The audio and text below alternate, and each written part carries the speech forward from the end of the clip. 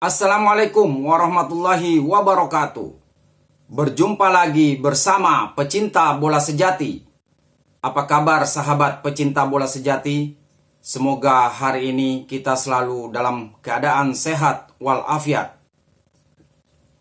Hari ini saya akan membagikan video yang membahas para pemain-pemain timnas yang tidak dipanggil Sintayong pada pertandingan melawan Jepang. Untuk mengikuti informasinya lebih lanjut, mari kita simak videonya bersama-sama. Paling paham nih kan, timnas lah, kita bahas timnas sedikit kan. Tidak dipanggilnya Asnawi.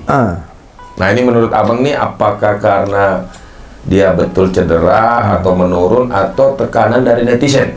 Kalau saya melihat karena awalnya cedera Kak, karena dia mengalami cedera hamstring kan, kalau cedera hamstring tidak bisa ditebak gitu kan, sehingga kemudian diumumkan, ditanya Asnawi ini, saya informasinya A1 dari Pak Marji juga, dari Sintayong juga yang mengatakan bahwa Asnawi dikonfirmasi kondisi waktu itu saat dikonfirmasi dia sedang cedera, sehingga kemudian diputuskan untuk tidak dipanggil. Tidak ada kaitannya dengan kritikan netizen. Bagi Asnawi itu mah hal yang kecil sebenarnya kan. Jadi sebenarnya tujuannya adalah untuk kemudian pemulihan cedera, tetapi kemudian pulihnya lebih cepat, sehingga kemudian Asnawi main lagi di port. Iya, itu yang jadi. Sehingga, ini kan kasus hampir sama dengan Messilger. Messilger juga cedera gitu kan, hamstring, tapi sudah mulai main lagi gitu. Tapi Mes ketika itu waktu diumumkan belum cedera. Ya, pas pertandingan dia sliding tuh ada videonya. Nah, ini pun sama dengan misalnya Hernando Ari. Oh, di sini dihubungi dengan sedang cedera, maka difokuskan untuk pemulihan. Malik Rizaldi, pemulihan. Kemudian kalau misalnya Dimas Derajat juga kondisinya lagi tidak stabil gitu. Selain dia cedera juga kan, dia cedera juga, habis itu dapat kartu merah waktu main lawan AFC Alliance City Sailors gitu. Nah, tambah kalau Wahyu lebih kepada adanya karena pergantian dengan datangnya dua Sayuri saudara gitu kan, ditambah mungkin lini belakang lagi penuh sekarang kan.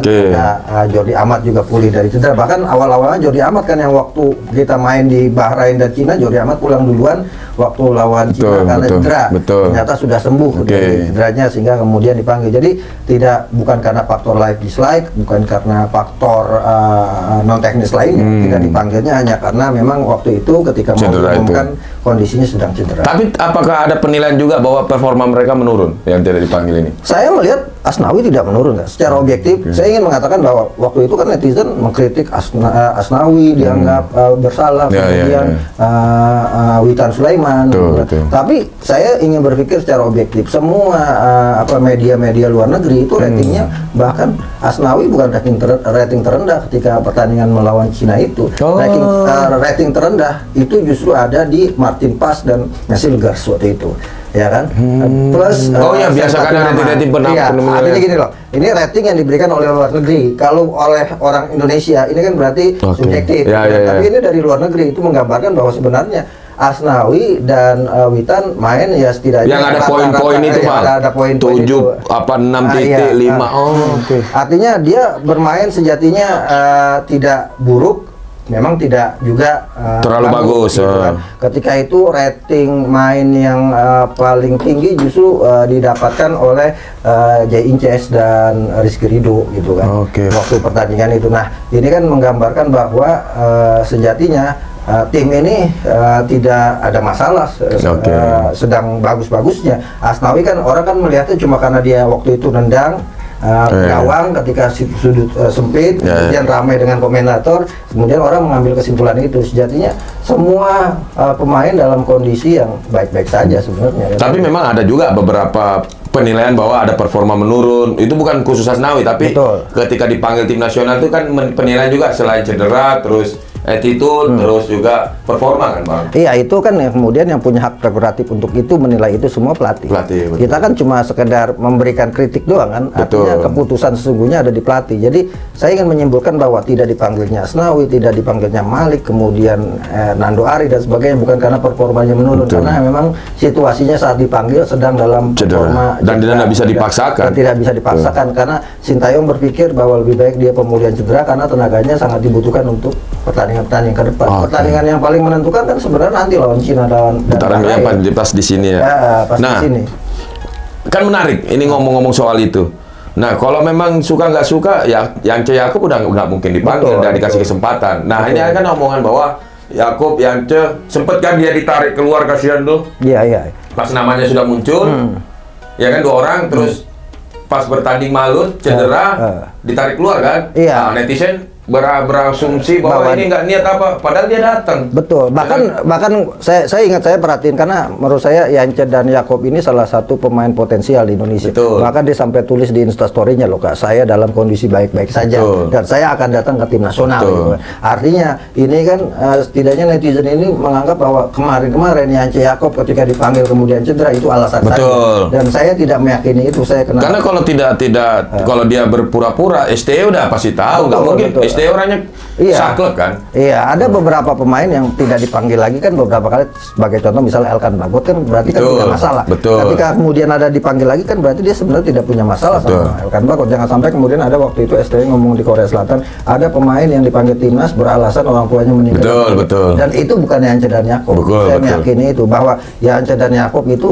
tujuan Hatinya hidupnya saat ya, ini tim nasional. adalah tim nasional adalah cita-cita tertinggi. Tapi rezeki orang kan kita tidak tahu. Betul. Ya nyawa, apa Ya. jodoh. Jodoh, umur, rezeki. Itu kan perhitungan detik, kita nggak ada yang tahu kan. Dan sepak bola Indonesia. Kan contoh, ketika dipanggil Toto dia jogging atau Ya. apa, tenang bola, cedera kita nggak tahu ya kan. Ya, Jangan kan. berasumsi bahwa orang ini nggak niat bela tim nasional, nggak ada tuh orang nggak bela Ya, tim yang nasional, paling kan. gampang contoh salah satunya adalah kan penampilan yang luar biasa Yakob Sayang Yuri di Piala Asia itu membuktikan bahwa dia punya potensi besar gitu. Betul. Kalau Yance memang beberapa kali mengalami cedera, tapi dia juga belakangan juga penampilan sangat bagus. Betul. Yang saya justru bertanya sedikit gitu kan, yang sekarang lagi bagus main tuh ada 2, Ezra Walian di Persik Kediri sama Sandi Ramdhani, Kak. Oke, tapi belum diberi kesempatan. Tapi belum diberi Nama kesempatan. mungkin sudah ada, Nah. cuma kan waiting list. Iya. Mungkin loh ya, mungkin lah ya. Iya.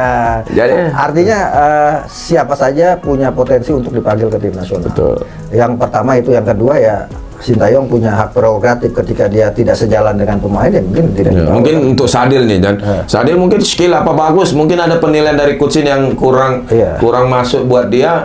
Ya ini juga buat pelajaran. Jadi selalu setelah mungkin berapa kalau kita ikuti setelah agak dicoretnya Sadir, dia selalu buat story berapa minggu bahwa dia apa perubahan akan ada datang. Contoh-contoh lah kayak Iya. berubah apa berarti kan ada sesuatu. Nah, mudah-mudahan dengan makin matangnya dia bermain Betul. di Malaysia berapa tahun ini kekurangan dia mungkin nggak di skill, nggak di teknik ya, tapi non teknik ini harus diperbaiki agar bisa ada kesempatan untuk dipanggil lagi. Betul, dan saya pikir kesempatan itu selalu ada karena menurut saya Sadil ini salah satu Potensial potensi posisi sekali. sayap, betul. Apalagi untuk posisi sayap. Ya. Betul. Kalau kita lihat kan sayap di kiri misalnya, Ya. sejauh ini ya kalau tidak Orat Mangun, Egy Maulana Fikri. Betul, Witan. Witan bisa di kanan Betul. kan, ada kemudian Marcelino bisa juga, tapi Marcelino sebenarnya lebih bagus main di gelandang serang nomor 10 ya. Iya, nomor 10 karena dia bisa bergerak kemana-mana. Betul. Gitu. Jadi